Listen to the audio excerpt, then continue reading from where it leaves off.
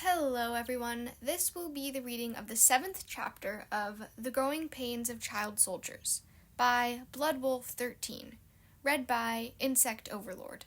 This is my second time recording this because my file decided to corrupt itself and now I can't use it.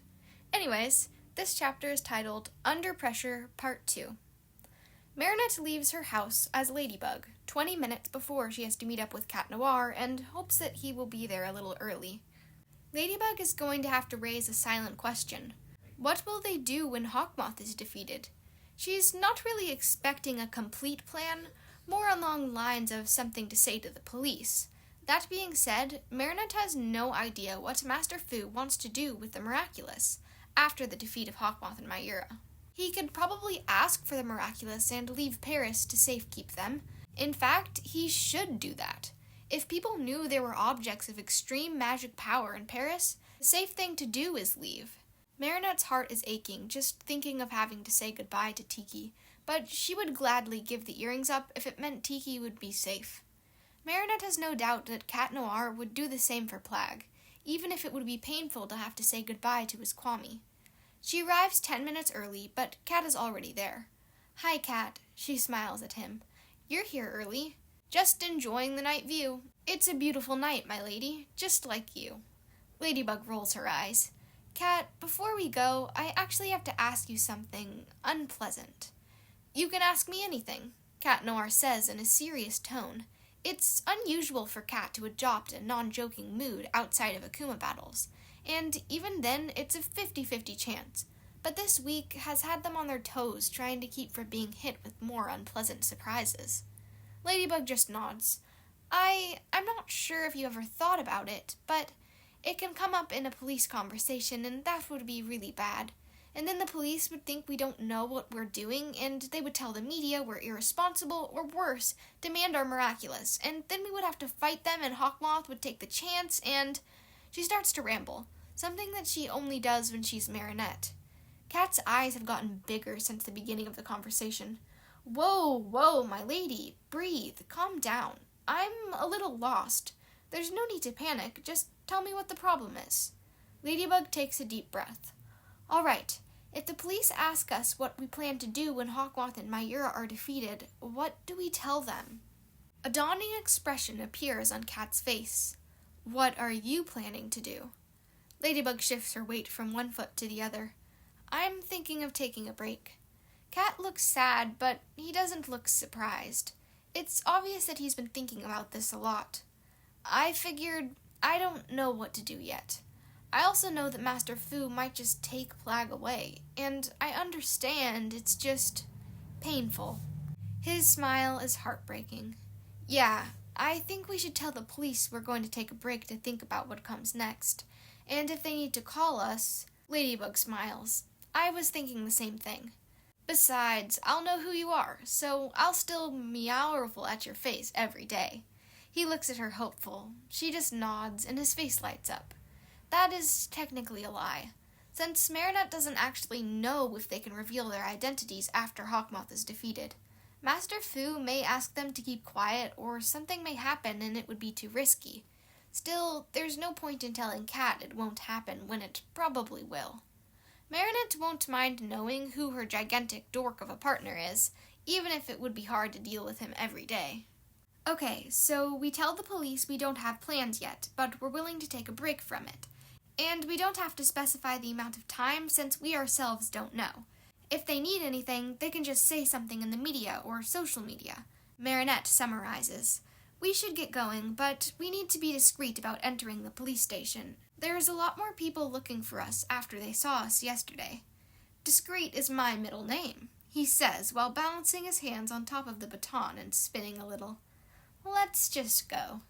They take extra care on the way to the building in front of the police station. When they arrive, they notice that there aren't any news vans or reporters, but there are a few more cops on the street. They hide behind a chimney and look at the street. Yesterday, there were about 5 to 8 cops on the street. Today, it's double that. But Marinette understands why. They are expecting them this time. Do you think we're going to have to meet the higher cat-ups? Cat asks nervously. I hope not, but if they are, we'll deal with them, she says with full confidence. And if for some reason we have to deal with the wannabe politicians and a bunch of bureaucracy, we will, with extreme displeasure and making it extremely difficult.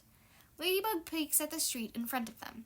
She doesn't know why, but today going into the precinct is a lot harder than it was yesterday.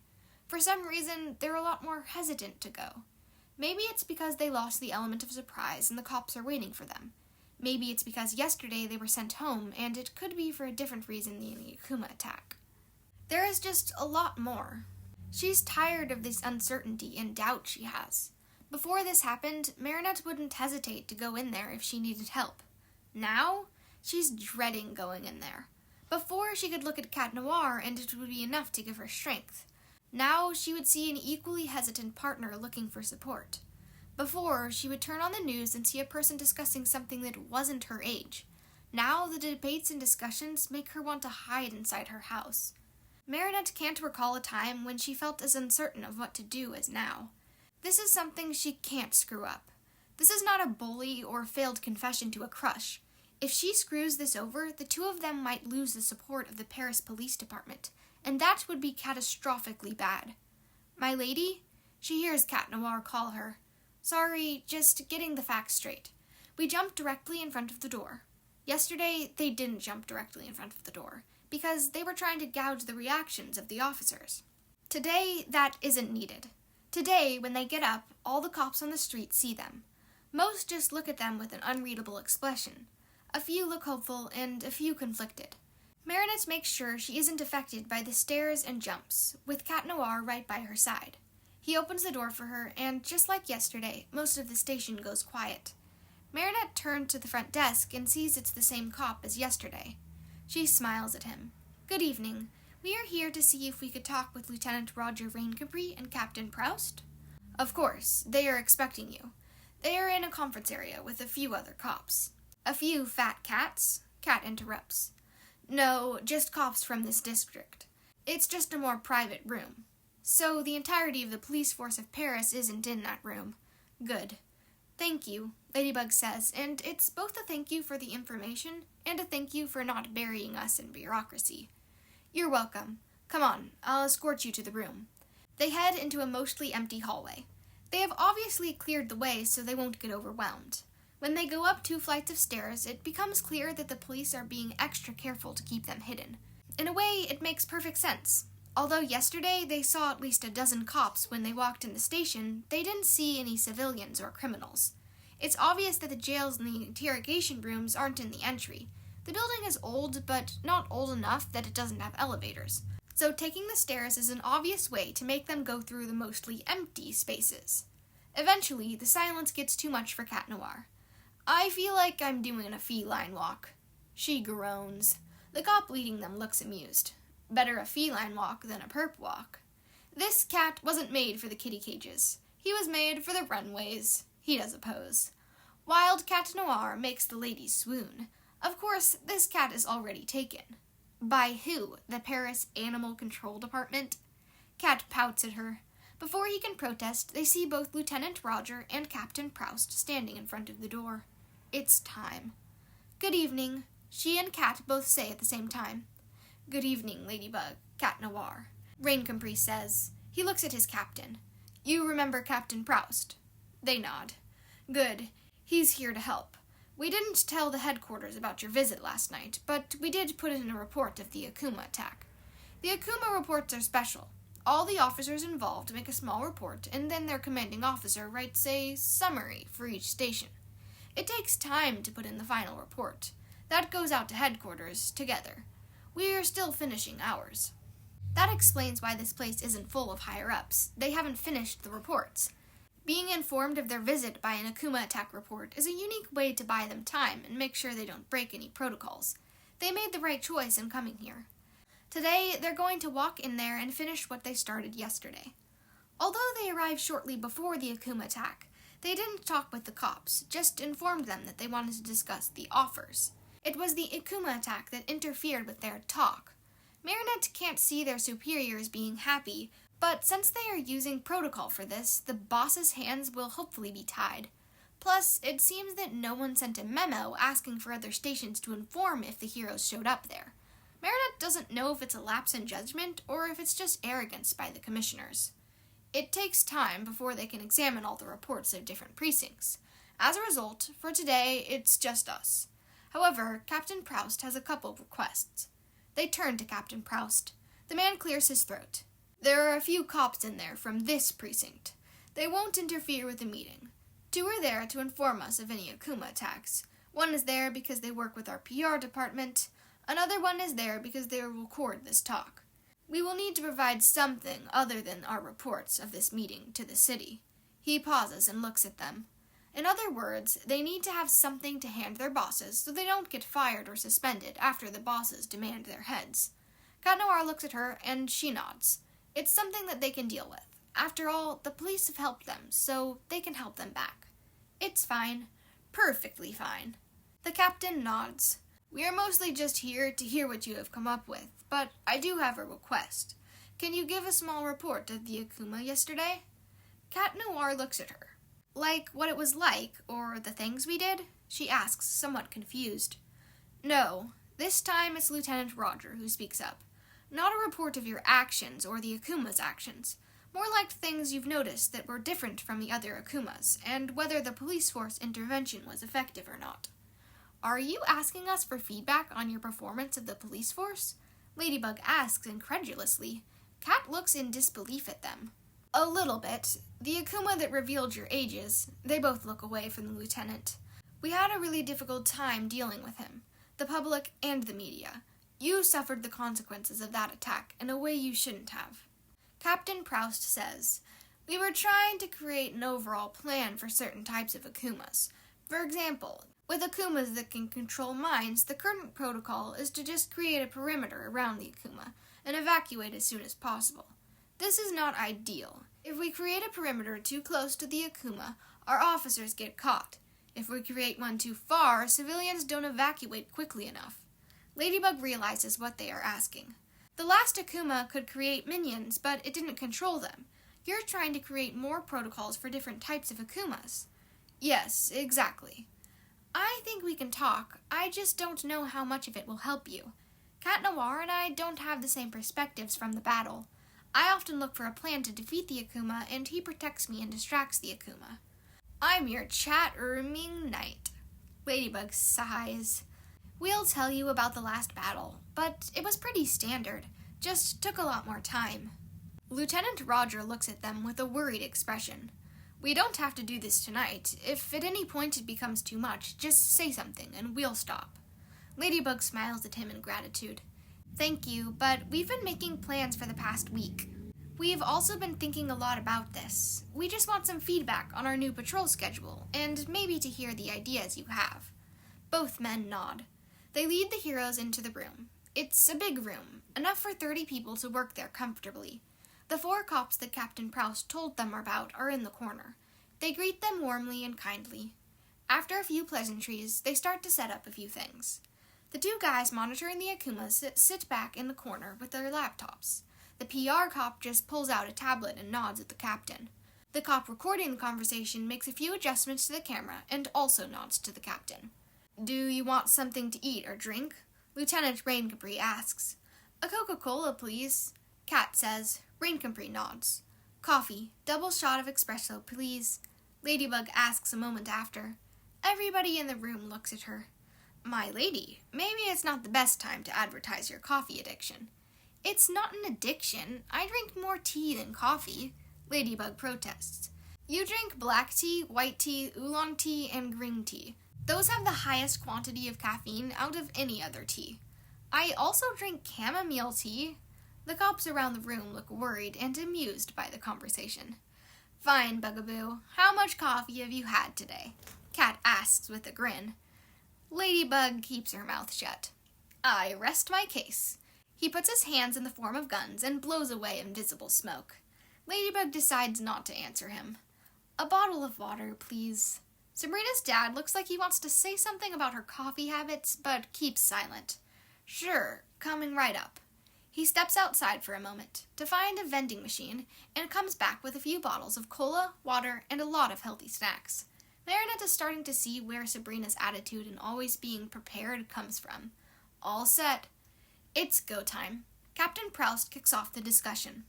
Ladybug, Cat Noir, you've come here to discuss your new patrol arrangements, correct?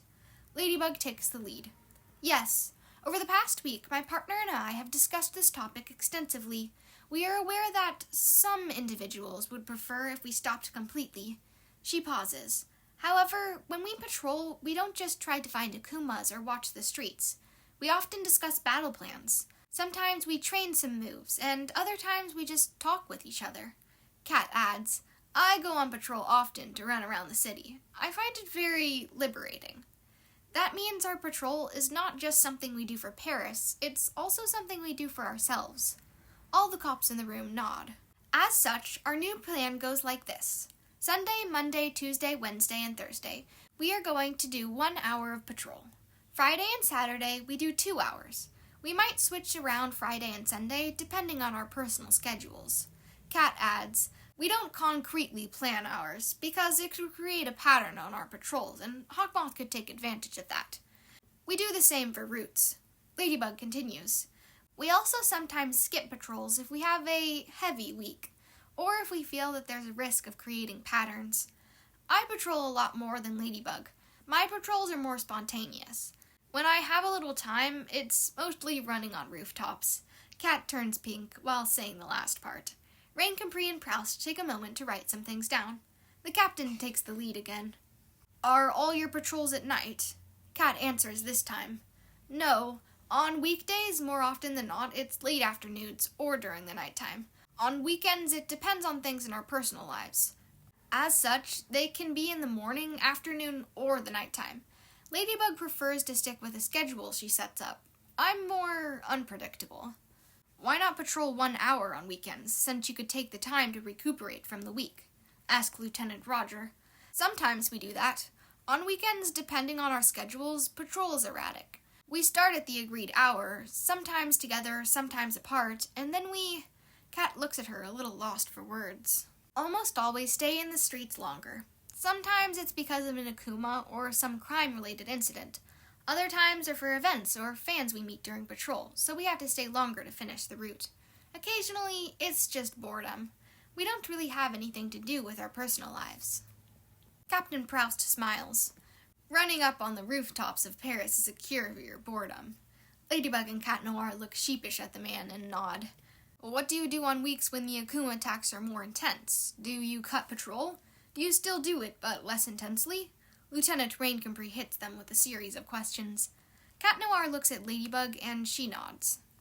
On weeks when there's an akuma attack almost every day, we don't really patrol. We mostly just go around Paris looking for akumas and talk to each other. We talk about the akumas, things that are bothering us, and problems we had during battle. We don't cut patrol, but... Captain Proust finishes. You use it in another way. You use the time to figure out a game plan and relax. It's your partner bonding time. He looks at the papers he had been writing since they had started to inform the police of their new plan. I have a few thoughts on your patrol. I would like to look at a few examples of the patrol plans. Lieutenant Roger, do you have any suggestions? Yes, sir. You can go first. It's a nod of respect to the fact that they came here first to talk with Sabrina's dad. I still have some questions. 1. Do you always patrol the two of you, or do you do individual patrols? 2. How do you set up your patrol schedule? Is it dependent on the hour you're available, or do you have other criteria? 3. Do you use any device, such as a police radio, to help you plan things? Ladybug answers. The patrols I schedule are usually as a duo. Depending on the week we are having, I sometimes split us up. For example, sometimes I patrol alone on Monday, and Cat patrols alone on a Tuesday. But on Wednesday, we patrol together. This is to avoid getting too tired. Cat continues. We don't have other criteria for our patrols because we have personal lives, and we can't compromise our identities to patrol. It's not uncommon for one of us to cancel patrol because of personal things coming up. On the last question, we just use our magical items to communicate. They're untraceable, and they can't be fooled or hacked. We don't know how they work. Cat had become more and more serious as the conversation had gone on. Ladybug has noticed that Cat Noir sometimes has difficulty standing up to authority figures. Sure, he sasses a lot of people in akumas, but he always looks at her before speaking up, and he has dropped the jokes. Marinette wonders if the cops have noticed the change. Looking at Roger Raincomprey, she thinks he has noticed, since he's been speaking in a softer voice than usual. Proust is harder to read because Marinette doesn't know him. Yet, he let Roger, his subordinate, take the lead on this interrogation. It could be an attempt to show them respect for their original wishes, or it could be because he was trying to keep them from feeling overwhelmed. Marinette thinks it might be a little bit of both. Magic communicators. Okay. Can you give us an example of a route you do? Ladybug looks at the camera. Can it be one we don't use anymore? Roger raises his hand. I understand if you don't want to talk about the current plans on camera. You have a general plan for your new patrol and the truth you're sharing with us. If any of this is made public, you won't need a new plan. The only thing Hawkmoth and Myra may know is that you don't keep patterns on your patrol. You patrol almost every single day, and that was already obvious. If at any time you want to stop the recording, just say so. Ladybug nods and thinks. Thank you. When in costume, we have superhuman stamina and speed, so we cover a lot of ground. We had a path a few weeks ago from the Saint-Cyr to the Louvre on Tuesday and Thursday. We would do the 1st, 2nd, 9th, and 18th arrondissement of Paris. We only did this if we patrolled in the late afternoon. After dinner, there weren't a lot of people there. Cat Noir takes a sip of Coke and continues. We also have routes that depend on the time of day, if there's a lot of movement in that place. If there's special events, we also adapt to the patrols. This cat also prefers to take the night shifts. The two cops in the corner of the room chuckle a little at Cat. He perks up happy that someone liked his puns. Roger looks at them and says, I think that your current plans are good. Your planning has a good base, and it's versatile enough that you can change it. You also plan ahead and take breaks when you are having tiring weeks. You're reducing the amount of hours from 30 hours a week to 9. I think you should cut some patrol on times of great stress and schoolwork. Unless you need it to unwind, don't patrol so much. Ladybug and Cat Noir nod. Roger doesn't seem to have any more advice, so they turn to look at the captain. Captain Proust looks at his notes before speaking. The first suggestion I have for you is to take a day off every week. You should do it on a weekday instead of a weekend. It will help you relax a lot. Maybe do it when Hawkmoth sends out an Akuma in the middle of the night. We do that sometimes, but I guess we could try to make a habit of it. Ladybug looks at Cat questioningly. I agree, my lady. The second suggestion is you find a police officer during patrol and tell them you're going to start patrolling. Since the Chief Commissioner wants to make sure there aren't any emergencies, you just inform the dispatch of your patrol. Also, if you patrol for more than the time you establish, just tell someone. We don't want to panic the police force. Cat Noir immediately looks like he wants to protest, and she gets it. It feels like they're being followed and controlled by the police. Still, the way he says it brings alarm bells in Marinette's brain. Marinette feels like he's giving them an advice more than a suggestion. Her mind flashes back to the press conference of the Chief Commissioner of Paris, saying that he would have officers asking them about being out so late, that they could be asked to go home. If they informed the police of their patrolling, it would give them an advantage. They could choose the cop, someone that won't send them home. They have to play with this for a while. He didn't say when they should inform them that they were patrolling or who to tell. He's giving them an out and helping them navigate a loophole that she didn't even see. Ladybug takes a sip of her drink and nods at Cat. He nods back. It's possible that he hadn't seen the advantage they had just been gifted, but he trusts her enough to not throw a massive fit over this. That sounds reasonable. We will approach random cops during our patrol, so it doesn't give away our patrol routes and our starting places, also to protect officers from being targeted by Hawkmoth. Captain Proust gives her a little nod. I understand. Well, that was all for me. Roger? I'm good, Captain. Roger turns back to the heroes. Have you considered any of the other things that were offered by the Chief Commissioner? Ladybug considers her next words carefully. We have. The third officer would be difficult to accept at the moment. It could compromise too much of our personal identities, and it could compromise the safety of any therapist we attend. We are not against the idea. However, we don't feel it would bring us any benefits as we currently are. Do you think you could benefit from therapy? Ladybug takes a sip of water to gather her thoughts. I like the idea of having someone to talk with that isn't involved in the situation. She looks at Cat, who also nods. I don't think I need it. I don't think that I have any problems that I couldn't resolve with the people in my personal life. I also don't think we need any specialized psychiatrists. Regular therapists would probably do the trick. Cat Noir smirks. I agree with my lady. What about the second offer? We are not against it. Still, there are things we know about magic that would be too dangerous for us to reveal. We would be a little limited about what we could say. We could still take a look and see if we can help. I guess it would also depend on what you have.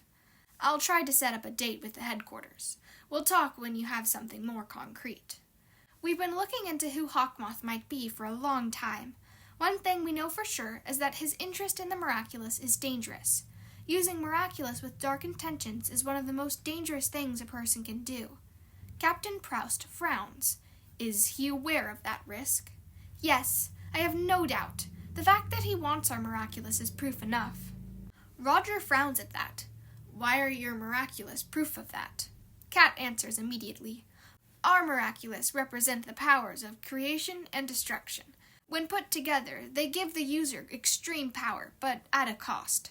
Ladybug can see the cops frowning more, and has a feeling they will ask for more information.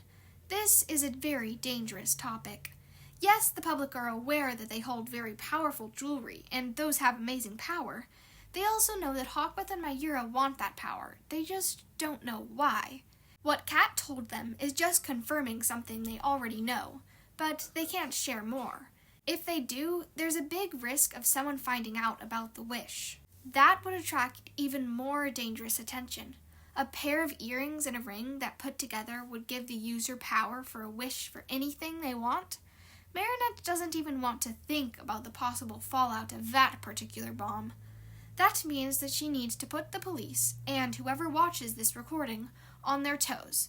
They need to fear the power of the Miraculous in the wrong hands, but not become afraid of them. It's a delicate balance. It also tells us that Hawkmoth has magical training or has a source regarding magic.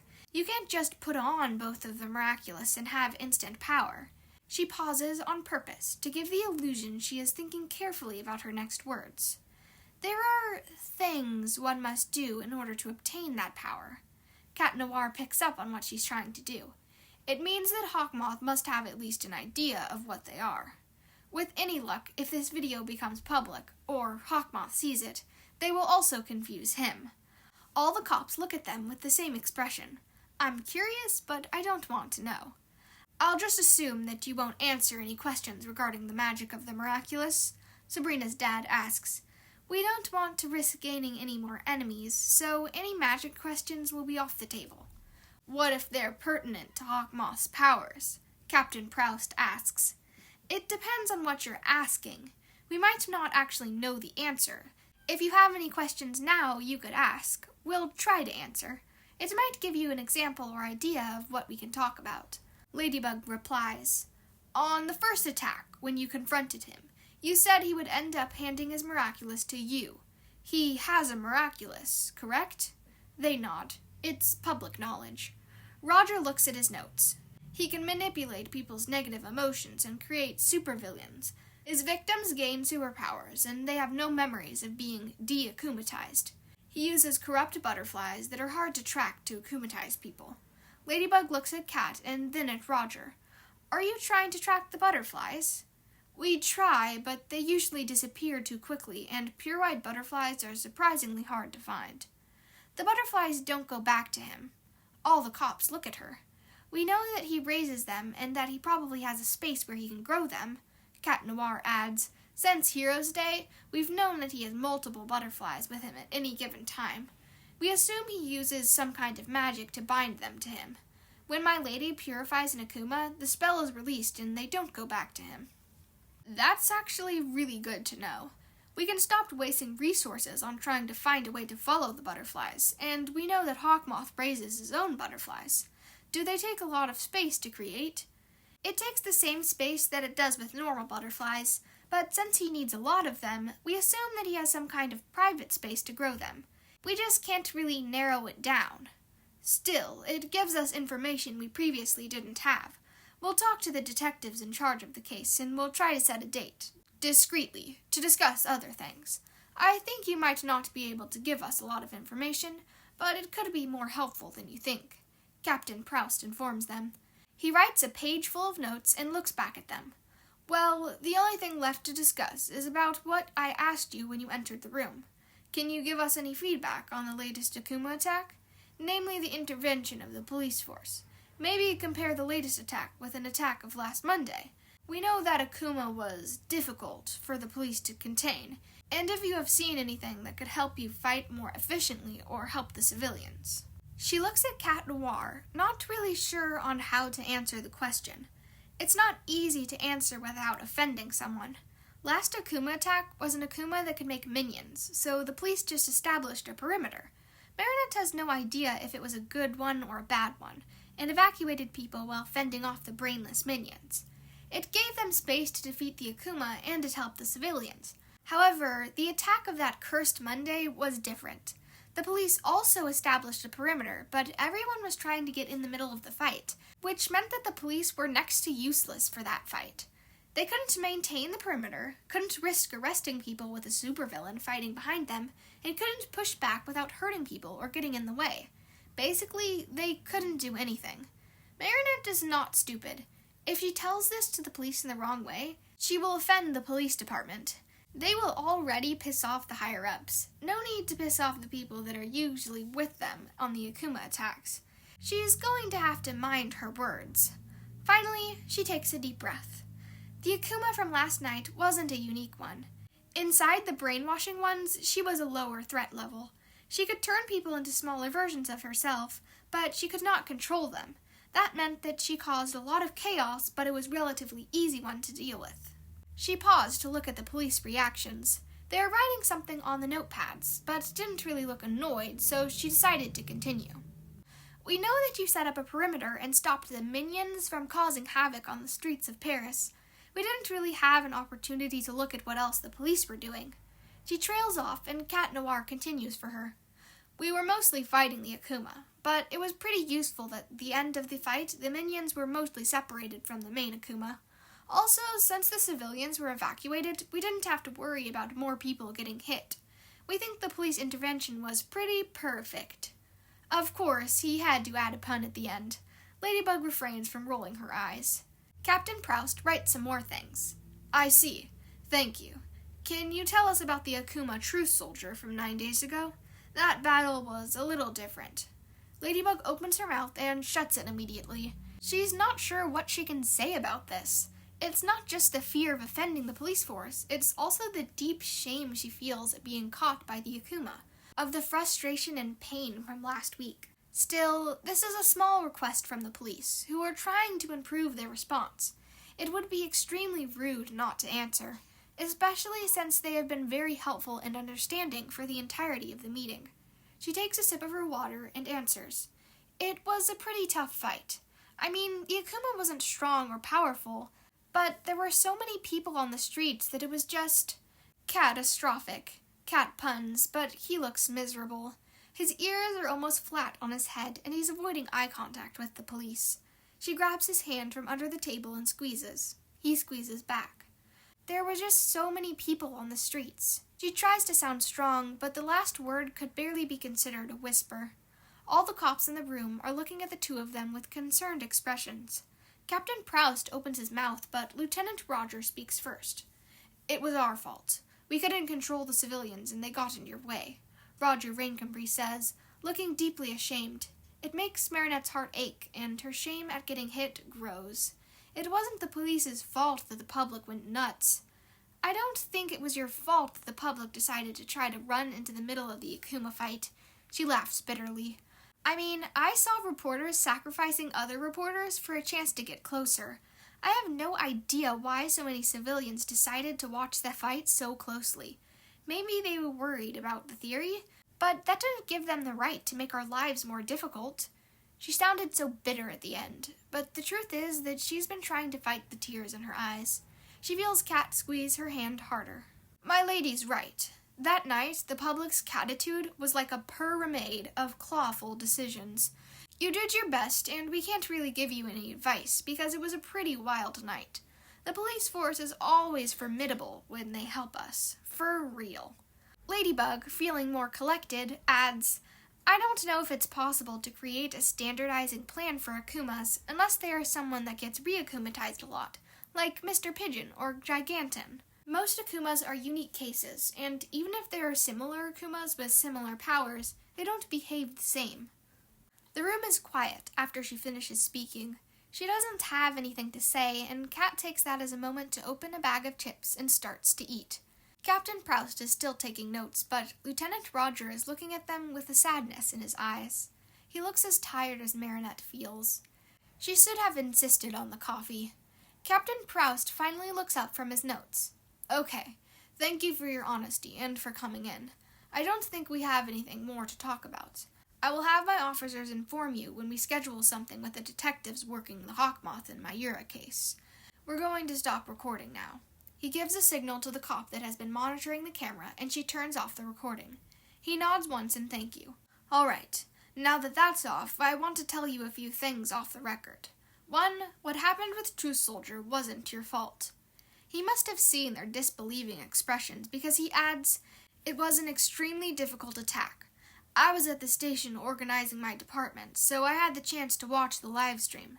Ladybug, you saved the daughter of the Akuma from getting hit by her own father.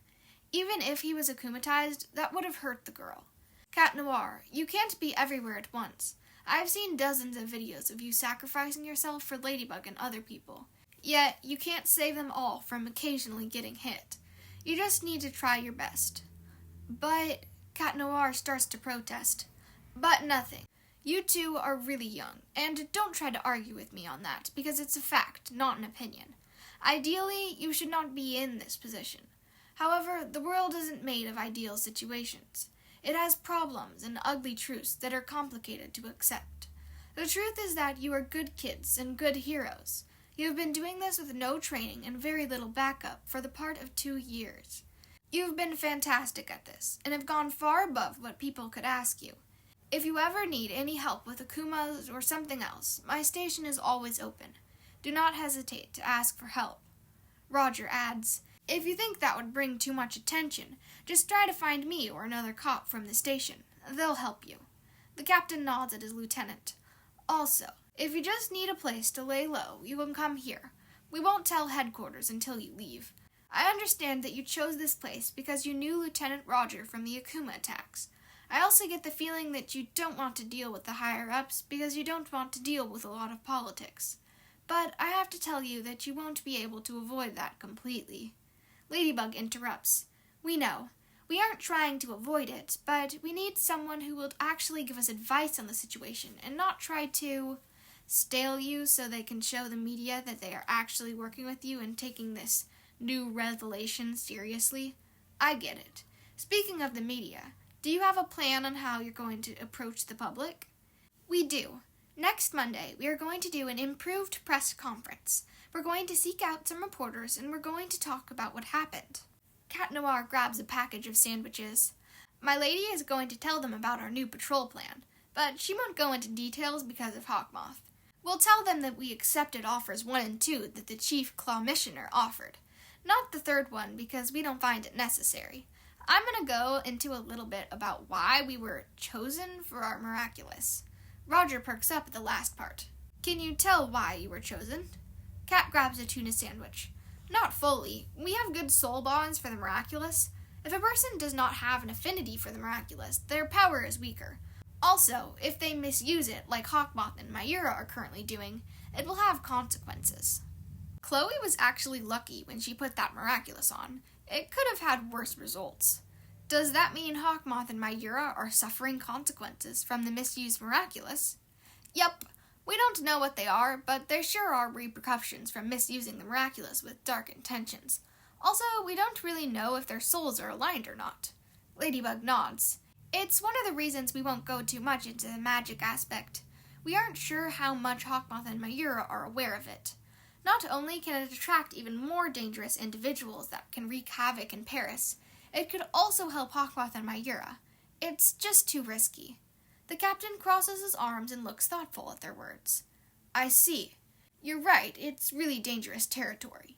Personally, although I find magic a bit of a curious topic, I will admit that oftentimes the amount of power is... He hesitates on what to say to them. Cat Noir finishes for him. Scary? Terrifying? Awesome? All of the above? We know. He smiles at the captain. Our powers are very dangerous in our hands. In the wrong hands, it's a nightmare-inducing. We take this responsibility very seriously. Ladybug shudders. I don't even want to know what will happen if Hawkmoth takes our Miraculous. I shudder to think of what would happen if he won. He'll never win, my lady. She smiles at Cat. Of course he won't. I guarantee you that he and Myra will face justice, Roger says with all the conviction in the world. They smile happily at Lieutenant Roger. I know, it's just scary thinking the what if we fail one time. Some Akumas are more deadly than others. What do you mean by that? Captain Proust asks. Do you know that some Akumas have killed people? The cops nod slowly. My miraculous cure brings people back to life. They also don't remember what happened. They don't remember their death. It's part of the magic. I don't know how that works. She trails off, but Captain Proust asks softly, Is it hard to deal with the weight of this responsibility? It's not just that. The people might not remember their deaths, but we do. She crosses her arms and looks at the wall, unable to look at anyone in the room. I know what would happen if I lost my Miraculous, because I've seen the lengths of what Hawkmoth is willing to go to win. I wouldn't be able to do anything about it because I wouldn't be there. What do you mean? Lieutenant Roger's voice has a panicked note to it. If Marinette had looked around the room, she would have seen panicking cops and a partner looking at her with an understanding expression. The cops all look at each other, thinking, she's not saying what I think she's saying. I would probably be dead. Unless it's a mind-controlling Akuma, I don't see myself surrendering the Miraculous to Hawkmoth. And without the Miraculous cure, every single damage and death would be permanent, she says while confirming the fears of all the cops in the room. No. Lieutenant Roger gets up looking deeply disturbed and revolted by the mere suggestion of them dying. That is never going to happen. Captain Proust is still in his seat, but doesn't look good. He looks like a man that would rather never think about these things again. You know this will end someday. Hawkmoth will be arrested and put behind bars. His voice is soft. Ladybug gives him a pretty bitter smile. The world isn't made of ideal situations. It has problems and ugly truths that are complicated to accept. She repeats the words back at him. Ideally, I agree with you. Hawkmoth and Myra will be caught and face trial. Yet, I know the world isn't always fair, and sometimes the good guys lose. We don't go into battle with that mentality, but it's something we accept as... She trails off. Captain Proust finishes for her. Something that can happen. You accept death as a risk. He looks sick to his stomach. All the cops do. Marinette knows she needs to change the course of this conversation, or they might cause an Akuma. Was there an Akuma that made you realize that, or did you always know? Captain Proust softly asks her. His tone has been very soft and kind since they turned off the camera, but now it's becoming even softer. His voice is barely a whisper, almost like he's trying not to spook them. I always knew, but I think Siren might have been the one that made me fear the loss of life.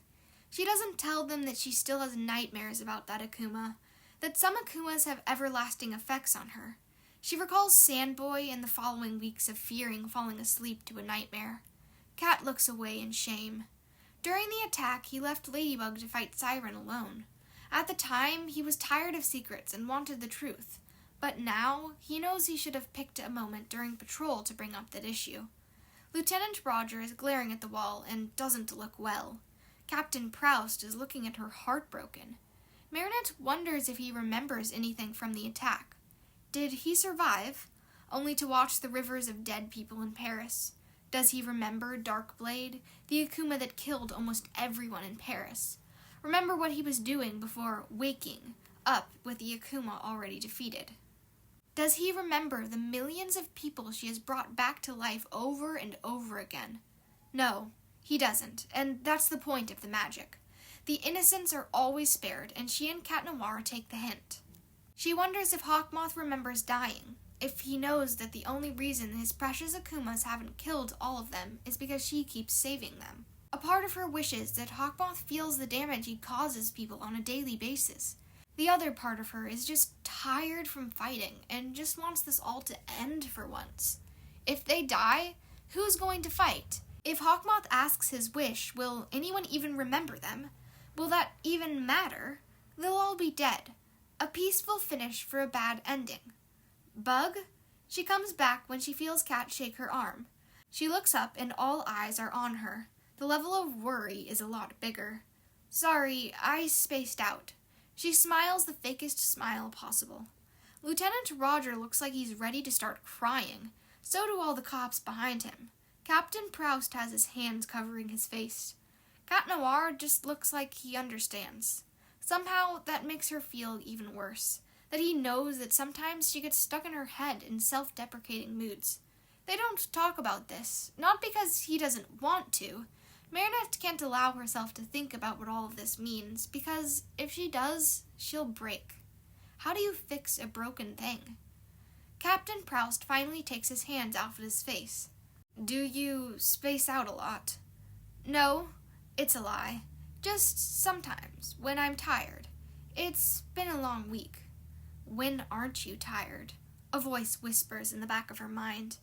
Maybe you should go home, Lieutenant Roger asks. In a bit, it's still early. What do you say to a race, my lady? Cat Noir challenges her. Her smile is blinding.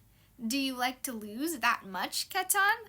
They both smile at each other, and the cops look somewhat relieved. Cat picks up another bag of chips. The boy has an endless stomach.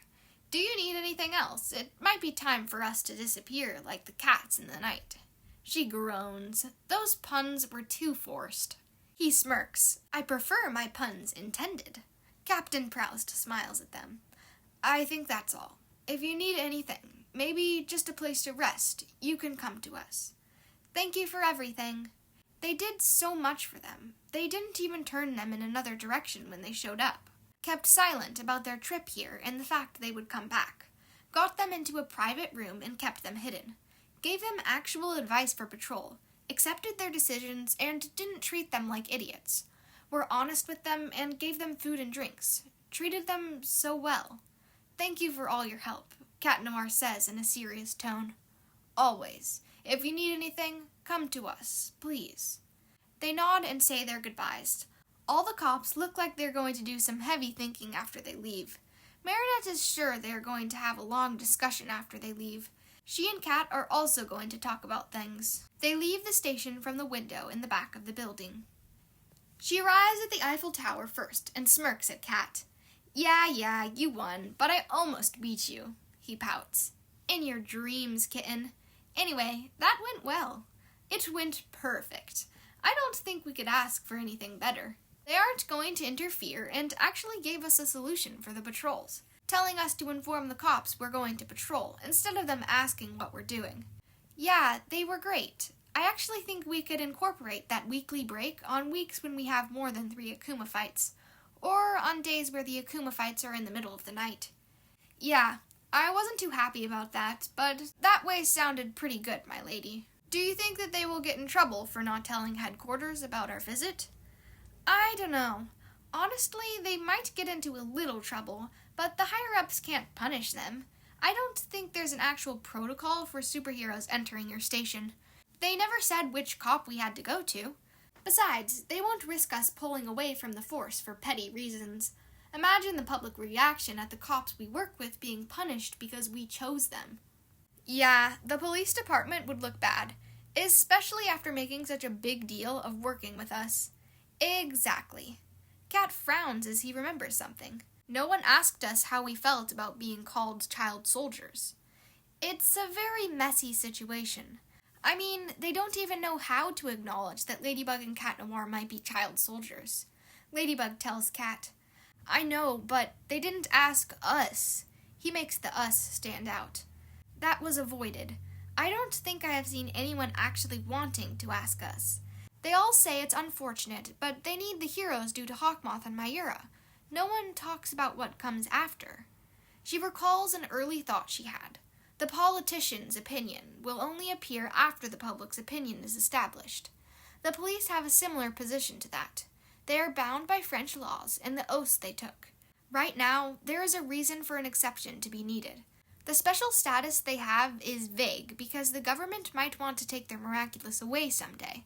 If they give too many rights to two vigilantes, the police would look bad. There is a place for the police in their society. If they need vigilantes to keep people safe, something has gone terribly wrong. Hawkmoth and Myura represent a danger outside of the norm. A magical terrorist is no one's area of expertise, so their presence is somewhat easily explained. Yet, they are vigilantes, and the danger that Hawkmoth represents is hopefully temporary. After that, it's anyone's game what might happen. You're right, my lady. A small silence falls upon them. It's a pretty comfortable one. Should we have picked up our drinks before leaving? Because DNA? Cat ends up asking. The magic changes it. If they test, they'll find actual ladybug and cat DNA. It's a defense mechanism. I don't even know how the magic affects that. DNA has only been tested for a few years. Both our Miraculous were inactive under that time period. Why do you think that is? She ends up rambling. They spend the most part of the rest of the patrol debating the weirdness of magic. Marinette is 99% sure that Cat also has some type of magical immunity, by the way he talks about the magic. Yet, it's pretty obvious that unlike her, he's never really thought about it that much. Next Monday, they still have to talk with the people of Paris, but that isn't that worrying. The police will probably have to issue a statement that they have talked with them, or risk telling the citizens that it's already been done but the cops didn't say anything.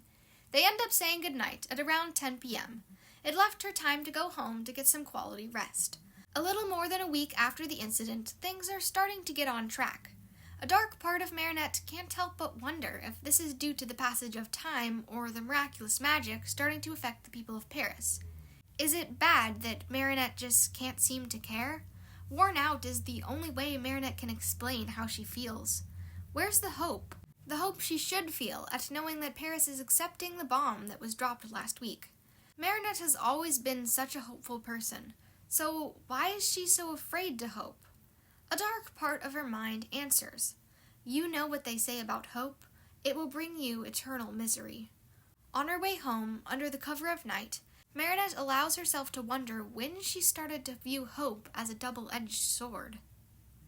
This concludes Chapter 7 of The Growing Pains of Child Soldiers by Bloodwolf 13. I hope you enjoyed this one. I really liked how Cat Noir was eating all the snacks at the precinct. I thought that was a really interesting thing to add. The next part should be up soon. Thank you so much for listening.